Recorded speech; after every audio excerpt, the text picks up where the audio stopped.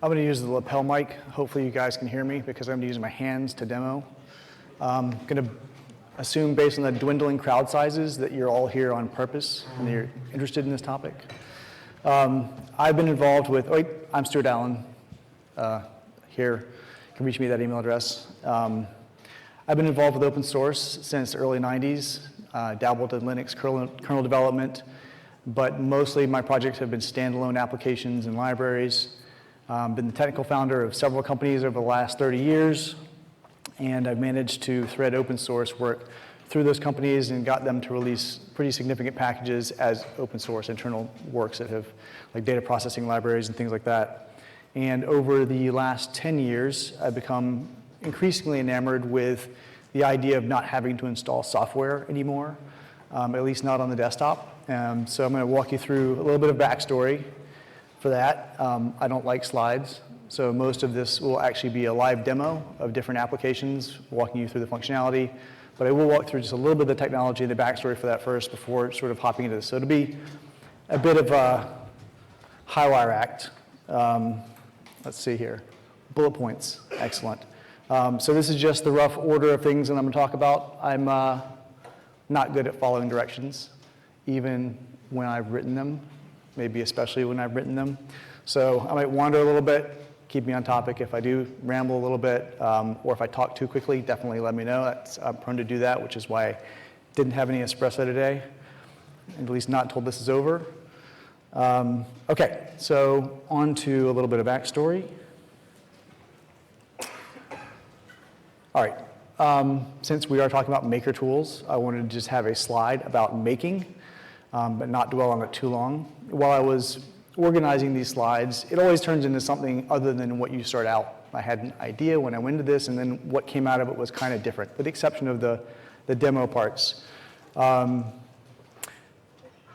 had occurred to me that the proliferation of really powerful and accessible tools has turned really everybody into makers. And this is historically anomalous. Like, we've had tools in the past, but the kind of tools we have now are really incredibly powerful. My starting point as a maker was in the 70s. My older brother purchased a TRS-80 Model 3 and abandoned it. So it became mine. And from that point, I basically learned BASIC by typing in programs at a Byte magazine. And so I was a touch typist by the time I was 10 because I was like this, trying to get programs in faster, And that terminal window was, for me, a portal into an entirely new universe. And I can't really overstate how profound that was for me at the time as I learned to code, exploring the whole new world that you could just sort of create on the fly in front of you. And you had to use your imagination a little more than you do today, with 3D and all the great stuff we have and VR. So imagination can be a powerful thing. I've been giving away software since about the time that I learned to code. Back then, we called it shareware. We used bulletin boards to get our creations out of their nest at an incredibly slow rate, but they would make it around the world based on the letters and even checks that I got from around the world at the time. Unfortunately, I was like 12 when I did this, and I made up a company, and I put it on the software title screen, and people sent me checks written out to that company that didn't exist, and I couldn't cash them. So, lesson learned. Let's see, back to the point. The difference in time now in history is that we are all makers to some extent, from, I would say, the ridiculous to the profound, as I have here in a bullet point. And I would have said that before ChatGPT and Midjourney and all the other kind of stuff that's out there today, but that just sort of serves to underscore the point, right? We can all be creators in a way that has really not been possible before. I guess that's sort of a debate. Let's see, did I miss a slide? No, I didn't. This is the first time I'm using this, and the first time I'm presenting in like 5 years, so bear with me as I sort of find my footing. Okay, I don't actually read the bullet points. The things that I say these are just inspirational things. The things that I say are just related to that. Why are browsers called browsers? We haven't called PCs word processors since the 80s. And it has to do with where they came from. I'm sure that there are a lot of people here who could better tell the story and the history of browsers, how they came to be, and the motivations of the people behind them. But I think it's safe to say that the early creators were focused on document hyperlinking, sharing of knowledge, not progressive web apps, and the browser sandbox, which is where we are today, many decades later. And so the reason it took us this long to get here is because we did start off from a document-centric view of the web, and outside of mostly closed self-referential sites like Wikipedia, I don't think that hyperlinking really is what it was envisioned to be, right? Link rot is sort of the order of the day. What has been far more successful is the evolution of the browser as an application platform. Okay, so this brings us to sort of the inherent and natural tensions of today. I've grown skeptical of the way that we distribute software, the software itself, pretty wary of uninstalling, reinstalling, cleaning up and organizing. Do you really know what's in the software that you're installing on your machine, what it contains, and to what extent should you have to worry at all about this, right? Containerization on the server side has not really delivered us from complexity, which is totally a topic for another day. But since we are talking about containerization, it's related. Decades on, there's still really no cross-platform application development environment that works really across platforms. Like I spent way too much time in the Java world, mostly enterprise, but even their take on AWT and all the other things that came after that were pretty horrendous. The toolkits that you can use now and try to get cross-platform, it just really don't work. So the fact that mobile, tablets, touch, new interfaces further complicate the ability to create applications that run in multiple different formats. And the cloud has created more tensions around data, privacy, and questions of individual agency. So hopefully, let's see if I actually address this in the next slide. This brings us to progressive web apps. I don't know if are you familiar with this term? HTML5 and CSS. Progressive web apps are basically web pages that can be self-standing. At the end of the day, if you add a manifest and some service workers, they'll cache their own data, they can be installed and run offline. And so this is why my background has been in high-performance computing, embedded systems, but I've ended up on the other end of the spectrum building web-based applications. And so there are a lot of people who will question the performance of JavaScript in general, in the browser. I hope to address all of that. My coding arc, as I said, started with BASIC. It went through C, TickleTK, Perl, other scripting languages, embedded systems, Java for a couple of decades, a detour through Verilog, doing FPGAs and some of these real-time systems for quantum computers, actually, before landing on JavaScript, oddly, while doing a prototype in sort of like the late or around 2010. So over the years, I've spent way too much time struggling with cross-platform and UI issues. And I think that open source progressive web apps are really a solution for a lot of these problems. So let's see. They are deemed trusted because they're running in the browser sandbox. And I lost my place on because I wrote way too many notes for this slide. And so give me a second while I try to find where I was. I'm going to skip this, and I'm going to spend more time on the demo. You don't want to hear me talk about this much more. I will say that Android and Chromium are friendlier platforms than iOS. Apple is not really keen on progressive web apps because they compete with the App Store. If you think about it, if you have really good progressive web apps that you can install off a web page and run them offline and have access to all the modern web standards like WebUSB and WebSerial and all these other things, you don't really need the App Store and app frameworks as much. And so they've done a pretty good job of trying to hobble WebKit and enforce its use on iOS. You used to be able to run Chromium on iOS without WebKit, and you had all these things, and they're like, no, for security reasons, we can't do that. Well, not really the case, but it does serve the purpose of enforcing the sort of the App Store hegemony. All right, so all the apps I'm going to be presenting today are single-page progressive web apps, installable, runnable offline, fully open source, MIT licensed, been around for quite a while in some cases. I'm not sure if I want to spend a ton of time on this. Just these are the pros and cons sort of as I see it. For me, faster development time is the thing that I care the most about. It is basically a page load away from testing new code, which is a sub-second process for the most part, as you'll see. I spent a year one day trying to add a small feature to an open source popular Python package, and the dev test restart process took 3 minutes, and I was like, this is insane. Like, I basically modify code, I hit reload, and I'm testing it immediately. Developer tools, especially Chromium, are shockingly good. I'm just going to leave it at that for right now. All right, so this is setting up or teeing up the first application that I'm going to show you. So I promise I'm almost to the demo. A lot of my early making was in CNC, solid modeling, electronics, robotics, and things like that, autonomous vehicles, sorry. And then around 2012, I started getting heavily involved in 3D printing. And you'll see a couple of my early projects here. Slicers of the day were painfully slow. They produced output that was suboptimal for the things that I was trying to make. And the strength that I wanted, and I was working on engineered materials, scaled sort of like Lego-like things like this. And I was like, I've been coding for a long time. How hard could it be to write a better slicer, right? That's sort of like the genesis of a lot of these things. Like, this annoys me. How hard could it be to make a better one? And so, I started to build a prototype. And in a couple of weeks, I had basically a slicer that did everything that I needed to do, which was good for me. And that was 10 years ago. So you're never done with these things. But just to give you an example, a single cube or block out of this with the slicers at the time would take 20 minutes to make one of those cubes. And I was doing scaled up large-scale models. My slicer would produce the same part, the output that would produce the same part in 11 minutes. And the part used less material and was stronger, would bear more load, and did a lot of things that I wanted. So I was like already success sort of like 2 weeks in. Again, this was 10 years ago. Slicers have come a long way since then.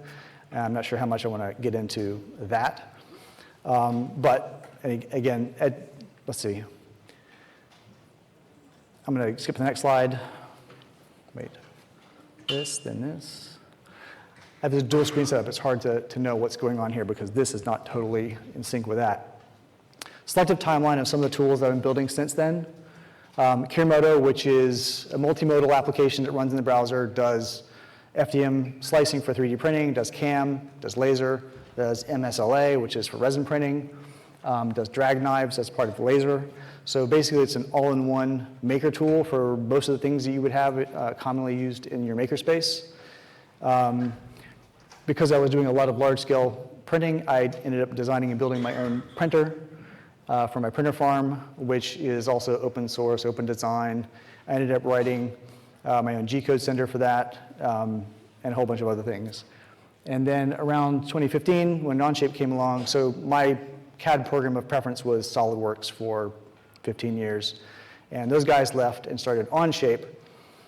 And just a little bit of backstory is there. SolidWorks promised since the very first day they came out that it would eventually have a Mac version of their software. And they didn't deliver on that after 15 years. So the guys left, created Onshape, and now it runs on a Mac in a browser and is better. So they opened an app store, and I was like, this is perfect. I could integrate Kirimoto into Onshape, access their APIs, and have a connection between CAD and CAM in one thing. And I did that, got access to their APIs, and integrated it in 24 hours. And the next day they called me and they're like, hey, that was awesome. We've never seen anybody integrate in less than 30 days. Do you think you want to do a CAM package? And I was like, 3D printing, CAM, additive, subtractive. It's interesting. I did it for a long time. How hard could that be? So I ended up adding CAM in 2016. Again, had a prototype working in about 2 weeks, and here we are 6 years later, and we're really just getting into the interesting stuff on that package. So this is the interface for different modes of Kirimoto. This is the GitHub repository, and I'm going to jump into a demo of this. Application is called Kirimoto. Most people call it Kiri or KM when you're typing it out. The backstory on that is that when I was building this, I was building two applications at the same time. One was the slicer, and the other one was actually a modeling program. I wanted to do CAD modeling in the browser. And again, none of the other tools really existed at that time. This was 2012-ish. And I started to build a block modeler that was sort of a combination of Minecraft and blocks that you could skin things and connect them, and you can create blocks to create blocks. So I called it Metamoto. But this ended up taking all of my time, and I never got a chance to really finish that. I abandoned it. But now I have the tools to actually maybe go back and finish that, if I have time, which is doubtful, it seems like. Okay. The app flow, this is a really short and quick slide. All the different modes have the same workflow. Whether you're an FDM cam, laser, or MSLA, you basically you're arranging it on a workspace. You're doing a slicing pass, and the slicing pass is the crude pass that basically just says, I'm deconstructing geometry, I'm creating the rough paths that I'm going to be following, but I'm not doing things like path routing and other complex stuff. That's the prepare step, which basically takes the raw slices and then does path routing. And path routing in the 3D world for 3D printing and CNC and laser are all different, which is why it's abstracted out. And each of them has their own different views, and you can do different things in different views based on that. And then the last pass is basically exporting to your device target. I'm going to export G-code or an SVG, or in the case of MSLA printers, massively large binaries for no reason. Yeah, all right. Let's see if there's something I missed here, didn't miss here. All right, the code structure. Again, this is all running in the browser, 100% JavaScript unless I say otherwise, and I will denote when that happens. There is a little bit of WebAssembly in there, and I plan to add more WebAssembly in the future to accelerate things. The major libraries that I'm using are 3JS for the 3D, Clipper for polygon offsetting, and very recently I added Manifold for a 3D Boolean engine. It's used in one small place, but in the future I probably want to use it in other places. It's actually an incredible library. Storage on the right, these different blue boxes are different workers, different thread contexts. So you've got the UI context, and then all the work is done in workers to keep the UI responsive while all the heavy lifting is happening. There's no lateral communication between the workers. It's all hierarchical, top down. There's a reason for that. I don't know if I have enough time to actually really talk about it today, but denoted in each of the boxes are the languages that are being used, languages and or libraries. All right, and I'll just hope to remember to show you all that stuff in the demo. So I'm going to hop into the demo now, start with Kirimoto, show you different parts of that integration with Onshape, and now I have to switch up the UI interface, this thing here. I have to go to mirror display so you guys can see what's happening.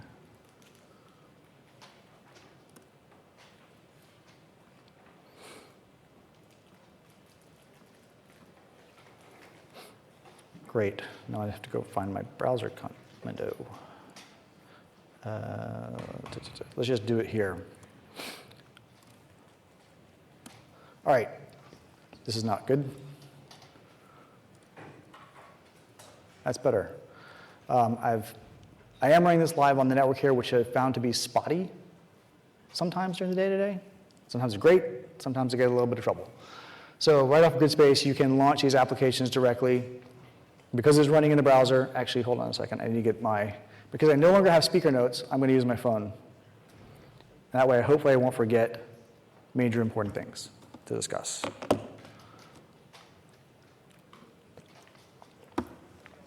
All right. You can launch these things directly from here. This allows you to launch it in any of the major modes or just hop right into the application by clicking on it there. And there you go. The whole thing is loaded. The footprint of this is under 4 megabytes compressed and usually loads in under a second. With a cold cache, maybe about 2.5 seconds to load the entire application with all the different modes and everything else that's in it. So it's quite small in terms of footprint for the code. Similar slicers, if you go to download them, install them, are going to be in the 200 to 500 megabyte range for the similar code size for similar functionality. And I'm going to bring up on the right-hand side really quickly, just to show you what's going on under the hood. On the right-hand side, I don't know if you've ever brought these up, you can look at the different threads or thread contexts that are down here. In the interface, you can turn on and off threading, which will start and stop the workers on the right-hand side, which sort of alludes to the previous slide that I showed you. So these are the distributed workers that will be doing all the heavy lifting sort of behind the scenes. And you can turn it on or off because some browsers, like Safari, don't allow you to do nested workers. They have to only work in a flat space. It's just one of most of the web standards they refuse to support properly. And so it'll still work that way, it's just going to be slower.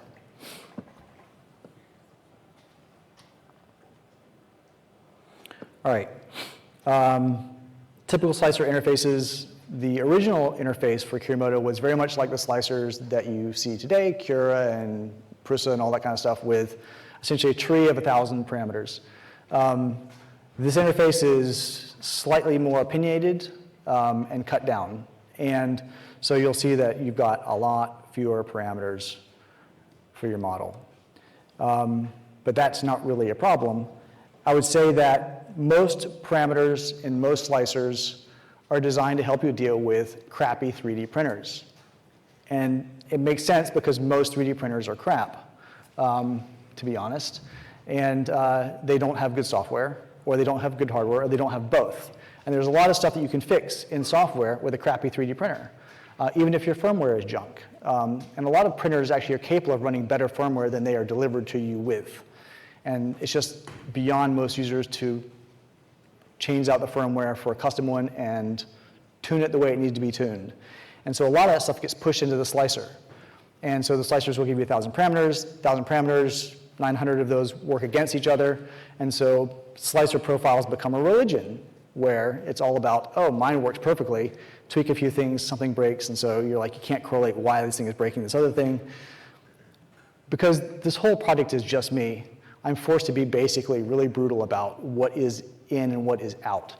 And I'm doing heuristics for 99% of the stuff that's out there. Like, it's gonna work for most cases, and under the hood, in the engine, are all the parameters that would be in other slicers. I'm just not exposing them to you, because I don't really believe that's helpful. And again, if you run into a corner case where you just can't do the thing you want to do with your favorite parameter, just go use the other slicer, or commit some code. Because this is open source, it's all on GitHub and has been for a long time. Let's see. There is, before I actually get into really demoing this, I want to show another thing. Because this is running in the browser, this is used pretty widely in, not just in 3D printing, but CAM and everything else in a lot of classrooms, because it is one of the only pieces of software that runs on Chromebooks. It doesn't have to be installed. You can basically run it in Classroom, Google Classroom, and other places. You can configure everything on the URL, so you can create profiles and put a bookmark somewhere, and somebody can click on it, and it'll open up the profile, and it'll be preloaded with everything that the student needs for that class. The device profiles, even loading up objects into your workspace. So it's pretty easy to do that kind of stuff. And the fact that you can basically export your workspace, open a private browsing tab, import it. You can use this as a way of getting your data around from browser to browser, or again, for testing and debugging. People send me workspaces all the time. I open a private browsing tab, I import it, I replicate whatever their problem is immediately, and I'm able to fix it right away. So from this interface, usually it comes up like this. You can click on the docs grid space. It'll take you to this page here where it shows you everything about different ways you can do shared profiles, which I just alluded to, G-code macros, and different ways to embed or otherwise use the API for this. So to show you a quick let's just open up something which is sort of like your basic 3D printing thing here, the Benchy. If anybody's done any 3D printing here, in the slice mode, you go in here and you're gonna have the ability to look at different slices, ranges of slices like this. And the reason that there are two different modes, most slicers will basically take you right to the path routed version of a sliced object. The reason I put you in here first is because you might want to modify parameters for ranges. So in this case, I could just say I'm gonna turn off the infill for that bottom part, and then I have a range here that shows me that I've done that here and I've overridden the fill amount. And if I reslice that and go look at this the bottom up, you'll see that there's no infill down here, and then all of a sudden it switches to the normal view there. And then you can go and look at the preview, and this will show you the path routing. Path routing in view involves also determining the speed at which those layers or portions of layers are going to be printed. And you can turn things on and off like moves. So you can look at the moves. Yeah, I realize the aspect ratio is a little funky, maybe here. Typical stuff that you would see in a slicer. Nothing really amazing there. What is a little bit more interesting about Kirimoto, and this isn't really specific to 3D printing, and I'll get to this more later, is you can go in and change the version on the fly. Because I'm hosting the last 10 versions of the software, I'm working on the beta channel. I'm pushing out software 2 to 5 times a week, depending on how active development is going, with major releases about every 4 to 6 weeks. And so if there's a bug in the current release, you can go just switch to the previous one. Your workspace will be preserved, and it will bring you back into the same workspace that you were in before with all of your data and all of your everything. All of the stuff is persisted live in the browser, so again, everything is just like reload the page, and you're back where you were before. You screwed something up, reload the page. All right. So there are 3 ways to import, export files really quickly. You can just drag and drop stuff into the browser. There are different formats you can support. So like in this case, I can just drag in this file here, which is something that some users really love to use as a benchmark because it's got about 1 million polygons, and it slices pretty fast. There are some users of the program who really helped me with performance because they care a lot about it and have benchmarked Curie against Cura and Prusa and a bunch of other kind of stuff like that. Again, 1 million polygons, slicing this thing at the end of the day is about as fast as Cura was, at least last year. That was the last time we looked at this. Fairly well optimized. And again, this is pure JavaScript. There's no WebAssembly or anything else happening here under the covers. What else was I going to show you here? I'm not sure how important that is. But anyway, the version switching is nice, and then they're pluggable language. If anybody wants to contribute languages, it's pretty easy to plug in a new language into the interface. And again, you just reload the page, and you've got another language with the same interface that you had before. And here we can go through, look through this the way we would through anything else. So typical stuff there. Interesting thing to note about this is that once we've sliced this thing, we're now looking at about 25 or 30 million polygons in WebGL, and it's still fairly responsive. I mean, it's not as fast as I'd like it to be.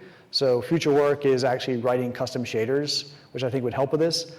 This is not a case where you can basically de-res or hide stuff on the fly, because if somebody goes in to look at the interior of this object, you can't just hide and then show that thing. There's always a possibility that interior features are going to be shown through the shell, so you can't hide them. There's no, everything that's in this, every path that's in this thing has to be shown at all times. And so this is an area where I would, if there are graphics experts, this is not my field, would love to have some feedback on this at some point. And then you can just export the code. The nice thing about this is that Kirimoto also has a G-code. And again, I'm not sticking to my own script here. There's the things that I want to talk about, but you can export the G-code, and then once you've done that, download the G-code.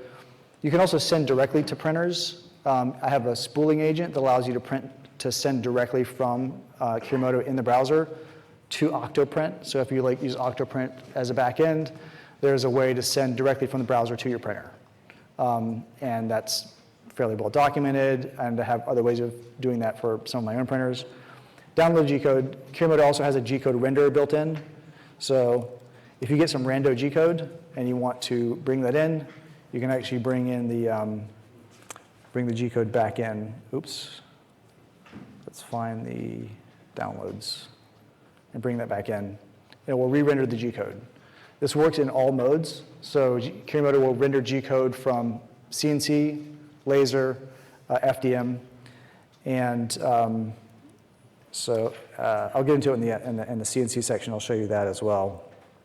And then there's exporting and sharing of workspaces. So for example, I go into a private browsing session.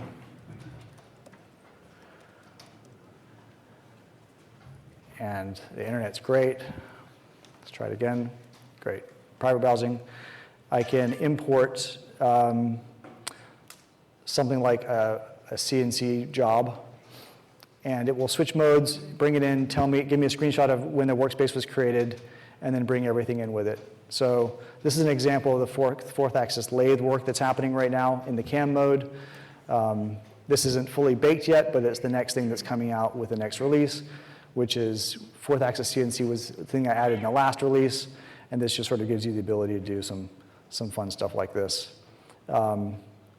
But that's just showing you importing, exporting, and sharing of workspaces.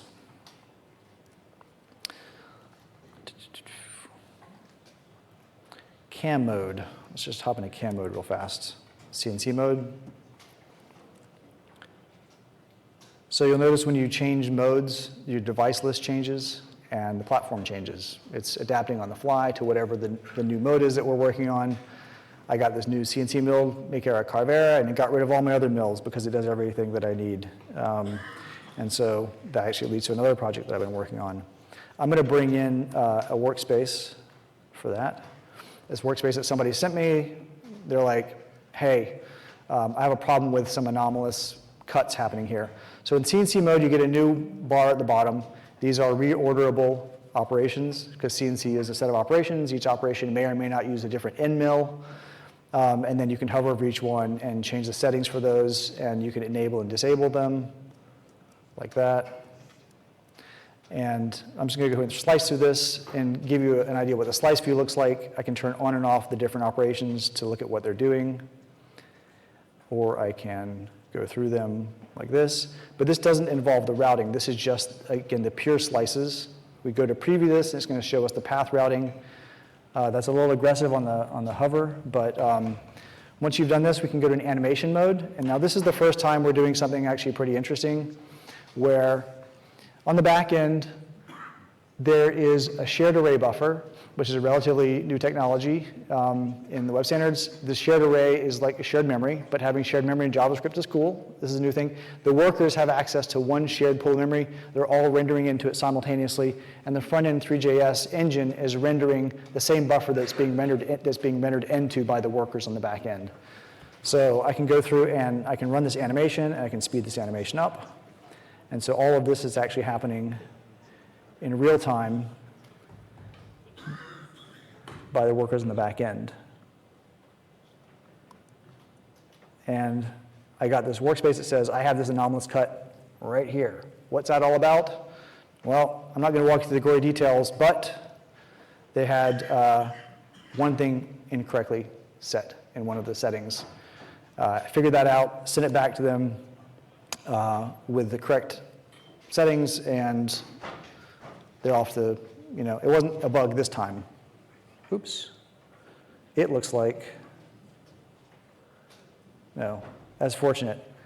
My hand touched my phone, all the notes disappeared. It looked like I deleted them magically, but I didn't. It just created a new note that was empty. Okay, so here, this is a fixed workspace. Let's see. Camera can also do other sort of import-export. It can import SVGs and extrude them. It can import images and turn them into height maps. So one of the common things people do with CNC is they'll do reliefs. And so I can bring in a relief, like an image of a flower, and add some parameters to that. And actually, I want my stock to be offset. And then I want to resize this thing because it's kind of too large.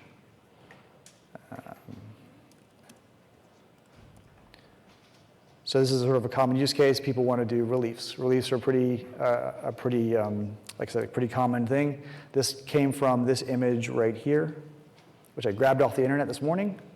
But just to show you that it will import things like that, and it will also import SVGs. So if you have an SVG, this is more common with lettering. If you want to do like lasering or CNC of lettering or things like that, you want to bring in an SVG that you created in another 2D program, and I can do that.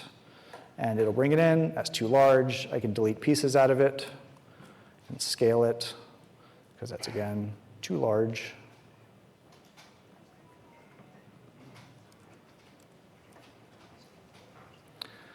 So then just delete and add some new operations there. This is actually a good segue into the laser mode. This is actually really too large now again. Let me scale that guy down.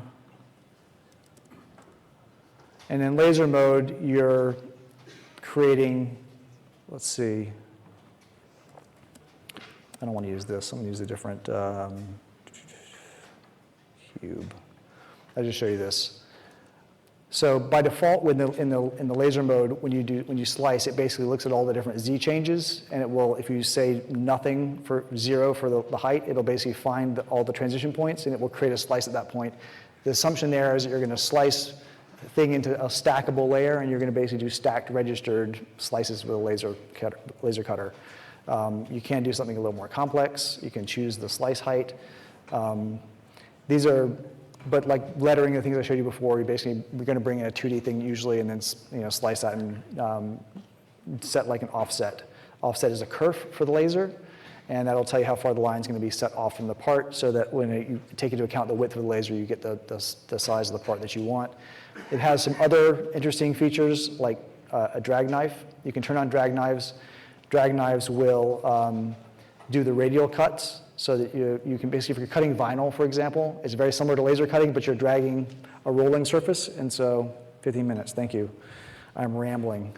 Drag knife support. I'm going to quickly just go through the last mode or two here and then show you a couple of other things. Resin printing, also known as usually MSLA, which is masked SLA, as opposed to actually resin printing using a real laser, which is tracing something. Box owns that market. I bought a couple of resin printers and I used them before I figured this out, that all of the file formats for resin printers are pretty much proprietary. They all contain the same information, which is basically a stack of images, but because Box sells the hardware, they force everybody to sign NDAs and make everybody have a different file format. So what's out there today is all reverse engineered. I haven't put a lot of effort into MSLA since then, but it's really, really brutally simple. It doesn't even have the problem of path routing because you're really just doing layers. So you're slicing into layers, you're generating a bunch of bitmaps, you're encoding them into a file, and then you're throwing that at your resin printer. I will say the one thing that really doesn't make sense about this is that resin printers take so long to cure each layer that a microcontroller could render and raster each next layer, and it really should just be a stack of SVGs instead of 100 megabyte. This would be like a 100 megabyte file going to a resin printer. It should be 5K. Makes no sense. And I'm done ranting on that for today. So the next way that you can access Kirimoto is through the engine. There is an engine API and an engine example. This is the pure API, not associated with any UI or anything like that. You can run it standalone. You can run it in a browser. Here I'm actually going to just slice an object and generate outcode in the browser. This is just using the engine directly. There's one more API which is actually used by, so the engine API and the frame API are used by a couple of different projects, even a commercial product. This is an API driving a frame. You can embed Kirimoto in a frame in your site and drive it through an API. And this is automating the API interaction. You can skin it. You can remove any UI elements that you're not happy with. You can use the 3D part of it. So you can basically create your own engine for this, your own wrapper for this, and put it anywhere you want. So that's just another sort of interesting way to access the interface. I'm going to show you the integration into Onshape if you've never used it before. Browser-based CAD, love it. Can't say enough nice things about it. It's not open source though, obviously. Go in, open a model. In this case, I actually did a YouTube video demoing this, creating a CNC job to mill a guitar neck. So you go into Onshape. This is the model in Onshape. Kirimoto is a tab over here. You basically just say, add Kirimoto. It shows up here. It's in the App Store. And then inside of Onshape, because you can see I'm iframed right here, I bring in the guitar neck, and it imports into my workspace. And I can start to go into CAD mode and start adding operations to mill this thing. Export the G-code, all in the same interface. If I update the model over here, I can come over here and refresh the model in place. So if I have things that are referenced in the model and I'm doing some milling stuff and I change the model, I can basically just re-update it in this tab. So that's really the beauty of having this integration done in the browser through their APIs. It's the only case where this isn't a fully standalone application. I have to have APIs on the server that talk to their APIs using OAuth and a bunch of other stuff. So I'll leave it at that since we're running out of time. The last two things that I want to show you are, if I go back to GridSpace, Mesh Tool. In the slicer world, you get a lot of crap models from Thingiverse and other places like that, non-manifold objects. And I kept adding more and more features into Kirimoto to manage those problems and try to heal those objects and clean them up. And eventually I'm like, I don't want to crowd the interface in Kirimoto with a bunch of stuff that really I used to use Blender for. And so I created my own tool for that. This was beginning of last year, I think, ending of last year.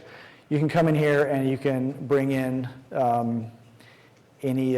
so one of the things people do commonly with, I didn't even show you the belt printing. So I will say that one of the things that Kiramoto did before most other slicers was add belt printing.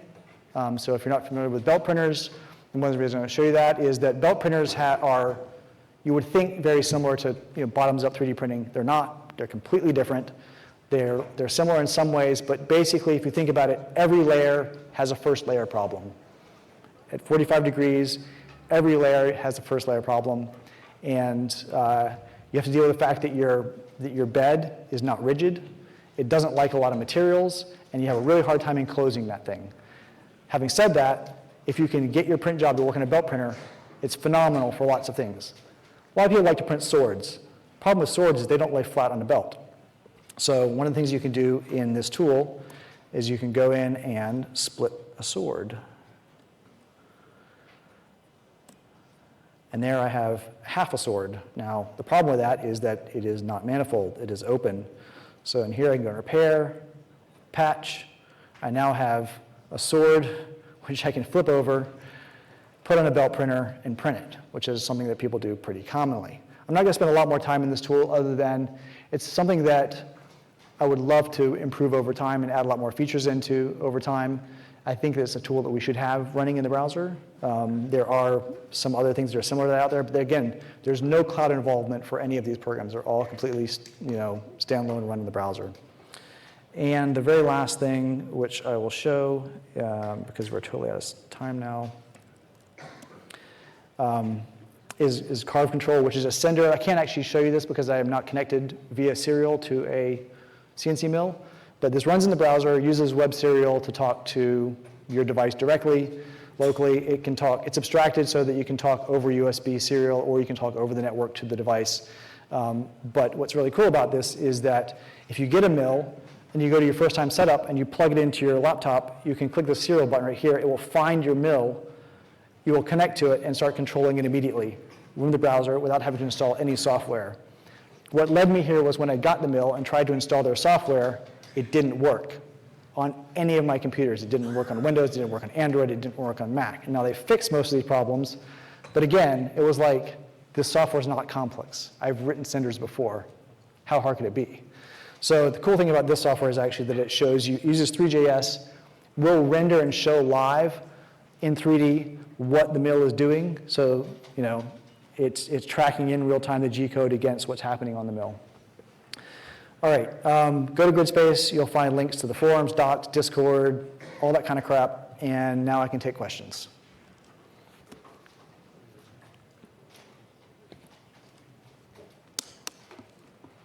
If anyone has questions, you can send over the microphone. Yes, on that side, yeah. Hey guys, the room is full of makers. Oh yes, I found one.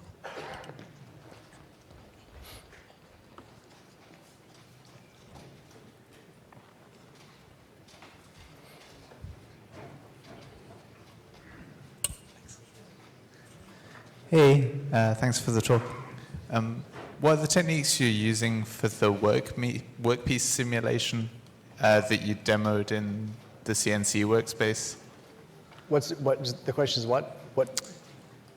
It looked like maybe you're using just a height map? For that, yes. Modeling this, yeah. Correct. In the 3-axis CNC mode, it's rendering a height map because you can't do undercuts or side cuts or anything like that.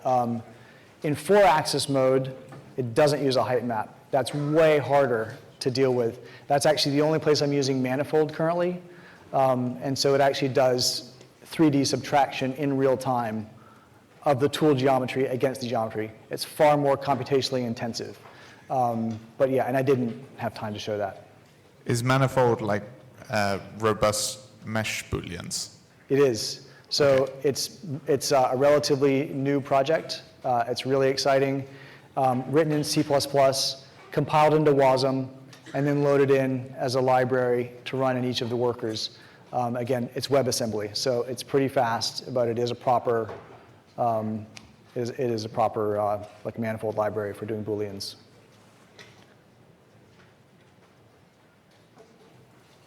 And I did contribute to that project because their initial API was too slow for what I was doing. They weren't producing arrays properly. I rewrote their JavaScript API for import-export of those and made it like 200 times faster. So that got accepted recently. Another question? Hi, thanks for the talk. I found it really interesting. I was wondering, I might have missed it, but I don't think you mentioned where you used WebAssembly in the product. And I was Using looking what? at the WebAssembly, WASM. Yes. And I was curious because looking at the slicer algorithms for FDM, they must be pretty computationally intensive.